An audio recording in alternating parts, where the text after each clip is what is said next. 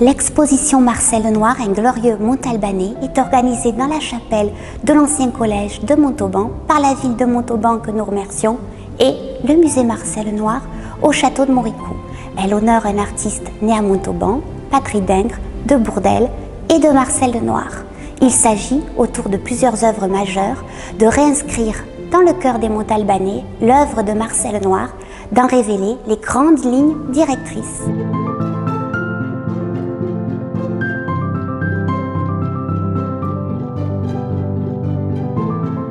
Marcel Lenoir se révèle à nous tel un maître fascinant de l'histoire de l'art, à la subtilité magistrale, enrichissant la genèse et le rayonnement de l'art moderne. Fils d'une ancienne fleuriste, d'un ancien bijoutier, l'artiste connaît une première expérience dans le bijou à Montauban puis à Paris. Puis, en 1894, il embrasse les destinées d'artiste peintre. Il se métamorphose physiquement, chevelure abondante, barbe soyeuse, rehaussée d'une moustache, longue pèlerine, chaussée de sabots. Et il choisit le pseudonyme Marcel Lenoir. Ébloui par la ville lumière, il n'abandonne jamais la ville rose, son merveilleux pays de soleil et d'or. D'une trajectoire passionnante, nous pouvons décrypter 3 grandes périodes de création. Nous pouvons contempler une première période, les années 1896-1904. Marcel Lenoir tient une place particulière au sein de l'histoire de l'art, animée par l'Art nouveau. Figure célèbre du Moulin Rouge, du Balbullier, dansant avec la Goulue, Jeanne Avril, il est proche de Paul Verlaine, d'Auguste Rodin. Il est l'invité du joaillier marchand Arnould et de Joséphin Péladan en son salon Rose-Croix. Mystique, Rose-Croix, attiré par le Christ, hanté par des visions, il livre une œuvre à l'iconographie essentiellement ésotérique, réservée à l'initié, voilée de symboles cachés. L'artiste est enlumineur et lithographe. Ses œuvres sont minutieuses, constellées de détails, dotées d'une grâce certaine. Marcel Lenoir est alors une figure exceptionnelle, au cœur de pensées nouvelles, appelées le symbolisme, l'art nouveau et le courant expressionniste. L'œuvre de Marcel Lenoir, par sa richesse symbolique, sa technique, son style déjà aristocratique, rejoint alors avec brillance ses contemporains.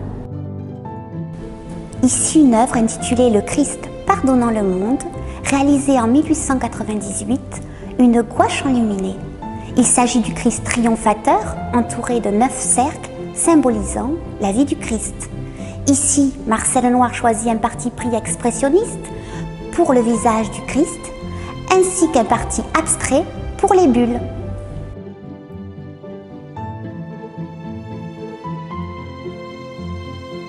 Ici, une œuvre intitulée L'Épreuve, réalisée en 1896, une lithographie originale. Il s'agit dans un atelier, une verrière donnant sur un pommier du Japon, des princesses à la beauté idéale saisies dans une contemplation mystique à la vue d'une épreuve. Marcel Lenoir propose une esthétique symboliste, art nouveau, minutieuse, d'une extrême finesse, décorative, ornementale. Elle est l'œuvre du bijoutier qu'il fut. Là, une œuvre titrée L'invocation à la Madone d'Onyx Vert, 1897, lithographie réalisée pour la revue L'Estampe moderne. Il s'agit lors d'un rituel magique sous un ciel rougeoyant cosmique, les vapeurs d'encens s'évaporant du trépied d'une princesse à la longue chevelure ondoyante, parée de bijoux et notamment un joyau figurant une chouette, la voyante mélancolique. Cet initié, en communion avec le divin, au pouvoir de divination, interroge les esprits et prédit l'avenir.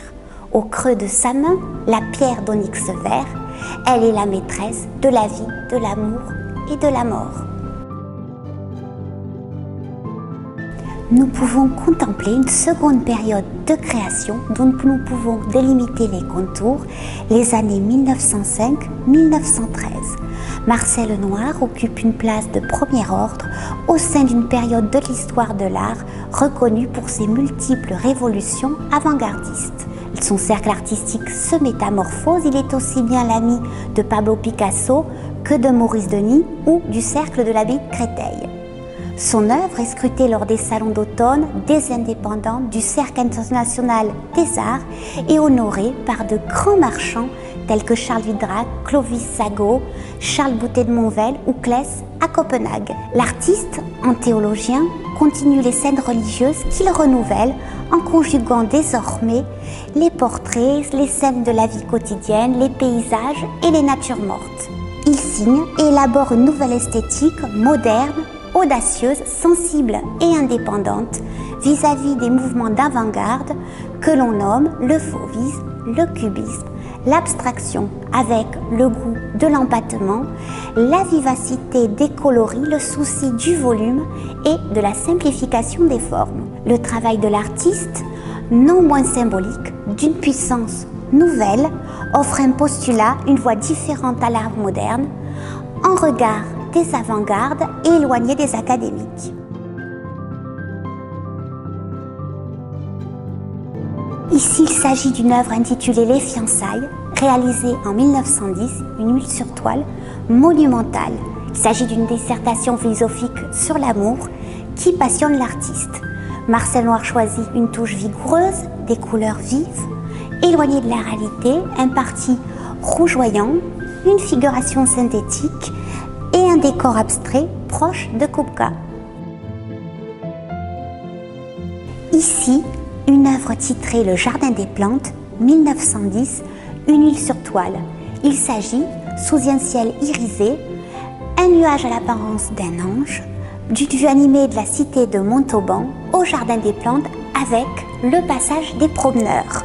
Le peintre appose des couleurs vives, un ciel irisé, une écriture moderne, synthétique et associe un choix abstrait avec les promeneurs métamorphosés en tâches abstraites non figuratives. Ici une œuvre, Le Manège, 1910, huile sur toile.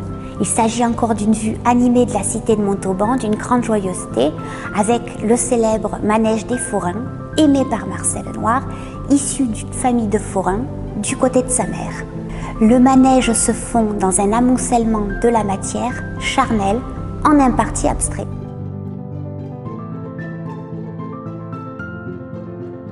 Ici la place nationale, 1913, huile sur toile. Cette huile représente une vue de la place nationale, un jour de marché, berceau natal et familial de l'artiste. Cette œuvre au parti rougeoyant associe écriture synthétique et abstraite au cœur de l'œuvre, et cette œuvre signe la fin de cette période. Ici la joie de vivre, 1912, dessin, il représente la célèbre danseuse Isadora Duncan, et Marcel Noir demeure un artiste dessinateur, un des plus remarqués et remarquables de son temps. Enfin, nous pouvons apprécier une troisième grande période, les années 1914-1931. Marcel Noir détient une place privilégiée au sein d'une période de l'histoire de l'art, cette fois-ci reconnue pour un retour à l'ordre. Figure désormais fameuse du monde artistique, il côtoie tant l'école de Paris que celle de Montauban. Il fonde avec l'artiste Biégas le Salon de l'art mystique moderne. Il fait partie du cercle de la Douce France. Il continue ses expositions remarquées, que ce soit dans les salons, dans son atelier, chez de nouveaux marchands, tels que Georges Chéron ou Bing. L'artiste ne cesse d'enrichir son iconographie de scènes religieuses et profanes. Durant la période de la Grande Guerre, réformé pour raisons de santé, il continue d'œuvrer et débute singulièrement dans l'art de la fresque. En 1920, il fonde une école destinée à l'apprentissage de celle-ci dans son atelier parisien, très prisé des Français et des étrangers. Aussi, l'artiste exalte son écriture moderne où triomphe une nouvelle notion que l'on appelle l'art décoratif. L'artiste ne cesse de revisiter la modernité et de se réinventer. De nombreux artistes s'inspirent de Marcel Noir. Nous pouvons évoquer une école Marcel Noir. La création de Marcel Noir l'inscrit notamment en figure clé parmi les maîtres de l'art décoratif. Cette œuvre s'intitule L'écharpe blanche, elle date de 1925. Il s'agit d'une huile sur toile monumentale. Elle représente un portrait collectif, la famille Givaudan des viticulteurs dans l'Hérault. Cette scène intimiste s'orchestre dans un parti décoratif, ornemental, typique des années 30 avec un caractère hyper réaliste. Ici la vie de Jésus, 1919, un politique monumental, une pièce maîtresse.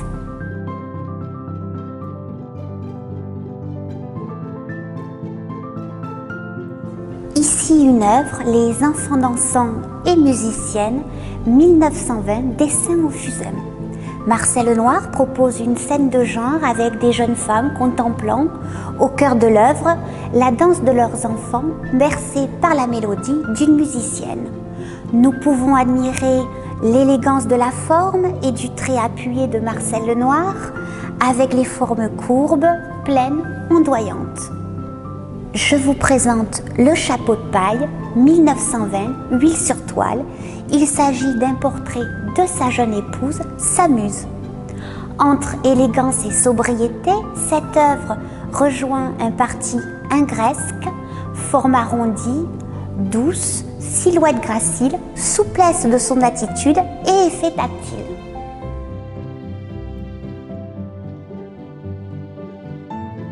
Je suis ici devant la Vierge à la pomme, 1920, huile sur toile. Elle représente un sujet religieux, une déclinaison de la Vierge à l'enfant, plus particulièrement la Vierge de l'humilité, sans trône, agenouillée à même le sol. La gestuelle des bras de l'enfant Jésus rappelle les cariatides. La facture de la peinture est léchée, la Madone au cou ingresque est enserrée dans un cercle. Le ciel de fleurs de couleurs vives confère à cette toile un caractère parfaitement décoratif. Alors, l'autoportrait, 1920, pastel et fusain. Le regard bleuté scrute le spectateur sous le bord du chapeau feutre. Marcel Lenoir affirme son esthétique de peintre attaché au cubisme, retenu par la leçon de Cézanne, avec la multiplication de larges facettes. Soulignons que le gris est également une couleur emblématique du cubisme. Cet autoportrait est devenu mythique. Maintenant, une œuvre intitulée Les Heureux, 1920, huile sur toile. Le peintre rassemble plusieurs personnages, femmes et enfants, dans un paysage irisé par le soleil, à la végétation luxuriante. Au centre de maternité, elles évoquent l'image de la vie, de la mort et de la renaissance. Et d'autre part, les personnages dansent, s'ébattent en communion avec la nature. Deux jeunes enfants musiciens les accompagnent, jouant des cymbales. Ces tuniques d'inspiration grecque qui habillent les personnages rejoignent celles d'Isadora Duncan et de ces Isadorables dans ses ballets. L'artiste célèbre puissamment la joie de vivre au cœur de la nature. Cette toile est construite telle une frise, en haut ou bas relief. Elle obéit à la loi de la frontalité selon un équilibre souverain. Il représente des formes épurées, synthétiques, massives mais libres. Ici, l'artiste manifeste un sens évident pour le rythme et le mouvement, et ce jeu de correspondance offre à l'œuvre ordonnancée une vive musicalité dans une esthétique décorative puissante. Ainsi tout jeune, Marcel Lenoir, qui s'est fait de son art une religion, ne cesse de travailler avec une foi, une ardeur peu commune, laissant au regardeur une œuvre considérable, autant de dessins, de peintures qu'il effectue pour la joie des hommes. Marcel Lenoir fait aussi œuvre d'épistolier, de poète et de penseur. L'œuvre est à la communion selon lui des hommes, ce que l'acte d'amour est à la communion de la vie, un acte universel. Demain dira ma vie, mon labeur, mon apport, autant de certitudes qui laissent intacte ma sérénité et exaltent quotidiennement ma joie d'œuvrer. Heureux l'artiste auquel il est donné de savoir son œuvre, ne pas faire antichambre dans la demeure de l'oubli. Un critique nommé E.L. commente « Quoi qu'il fasse, quoi qu'il signe », Marcel Lenoir, un des peintres modernes les plus discutés parce qu'il est l'un des plus personnels, force l'attention et provoque l'intérêt.